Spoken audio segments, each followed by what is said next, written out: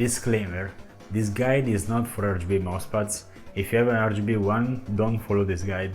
You could fry the board inside yours, that makes it actually light type. First, let's prepare what you need. Soap, I use hand soap because it's never aggressive, a clean sponge, a shower towel, and hand towel, hands. Okay, we have everything, let's start. Grab the mousepad and shake off the bigger dust particles and crumbs.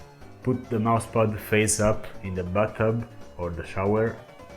Wet it first, use warm water and be careful not to set it too hot. Put soap on top of it. Grab the sponge and massage the mousepad slowly. Pass it everywhere on the cloth side so you don't miss any spots. Don't clean the rubber side with a sponge, you could make it sticky. You want the mousepad to maintain its grippiness. Rinse it multiple times on both sides to wash away all the soap. Take off the pad, place it face up on the shower towel, tap it and wipe it softly with the other towel until it's not soaked in water anymore.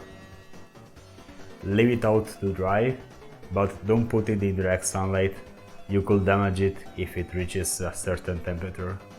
When the mousepad isn't damp anymore, take it, place it on your desk again, and you're done. Thanks for watching.